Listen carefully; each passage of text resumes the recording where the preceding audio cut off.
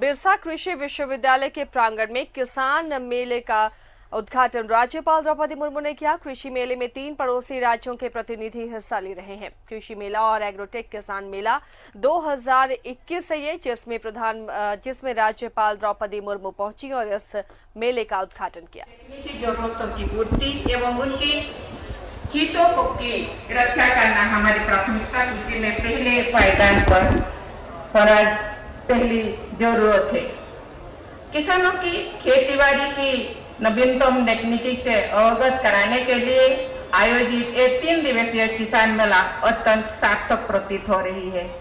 इस मेला में तकनीकों का, सेवाओं का, उत्पादनों और उत्पादों का जीवंत प्रदर्शन किया जाता है तथा किसानों, पशुपालकों की तकनीकी समस्याओं के समाधान के लिए प्रत्येक विषय के विशेषज्ञ एवं वैज्ञानिक भी उपलब्ध रहते हैं। भारत देश के 70% से अधिक आबादी गांव में बसती है, इसलिए ग्रामीण संपन्नता और सुखी का हर एक प्रयास ग्रामीण क्षेत्र में बसे बहुतायत किसानों के हितों के सुरक्षा के बिना सफल नहीं हो सकता। सर्वविदित है कि हमारे यहाँ बहुतायत आबादी छोटे एवं सीमांत किसानों की है।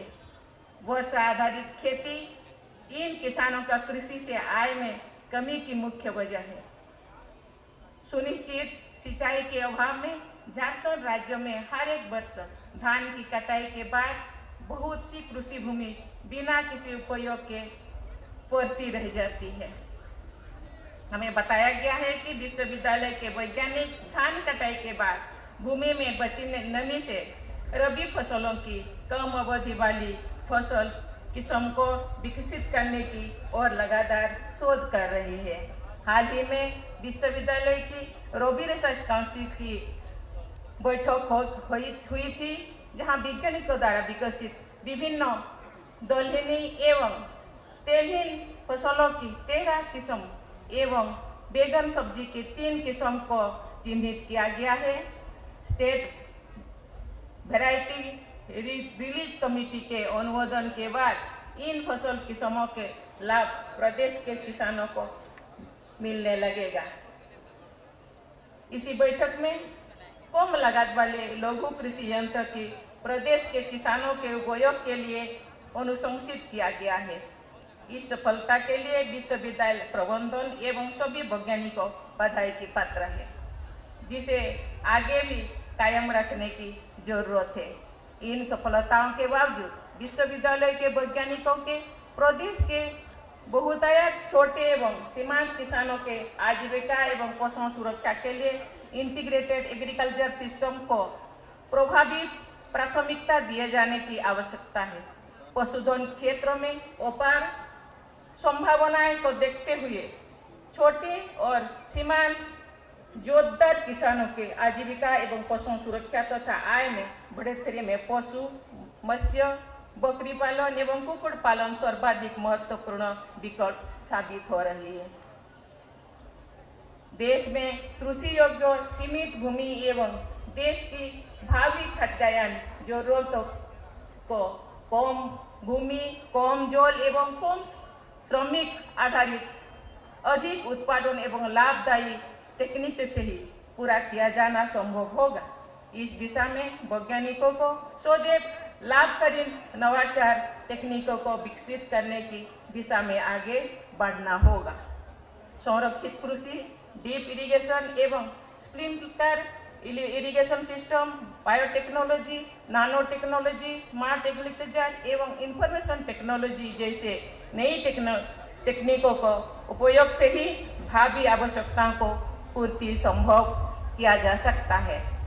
इस दिशा में प्रदेश के किसानों के बीच अधिकाधिक जागरूकता एवं कौशल विकास कार्यक्रम को चलाए जाने की जरूरत है।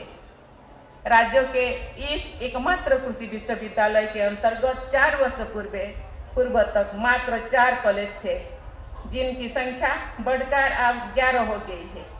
आप राज्यों के दूर दराज के जिलों में छात्र छात्राओं को उनके द्वार पर ही तकनीकी शिक्षा की सुविधा उपलब्ध हो सकती है। देवघर, गोड्डा और गढ़वा में स्थापित नई कृषि महाविद्यालय के साथ हंसदिहा दुमका में डेयरी प्रौद्योगिकी महाविद्यालय, गुमला में फिशरी साइंस कॉलेज, खुंटपानी चाईबासा में हॉर्टिकल्चर कॉलेज तथा बिरसा एग्रीकल्चर कांके रांची स्थित एग्रीकल्चर इंजीनियरिंग कॉलेज का संचालन किया जा रहा है। इस विषयों के तकनीकी महाविद्यालय झारखंड में पहले नहीं थे। विश्वविद्यालय के विस्तार के साथ साथ इस संस्थान में लोगों की अपेक्षाएं भी बढ़ गई है।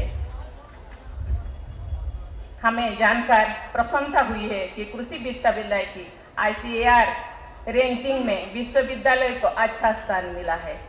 लॉकडाउन के अवधि में भी सभी महाविद्यालयों में ऑनलाइन निर्वाध कक्षाएं एवं परीक्षाएं निर्वाध जारी रहा। समय स्नातक पाठ्यक्रमों का परीक्षा फल जारी की गई और कृषि अनुसंधान एवं प्रसार के गतिविधियों अनवरत जारी रही। डिजिटल प्लेटफॉर्म पर राज्य स्तरीय पशु मेला का आयोजन किया गया है।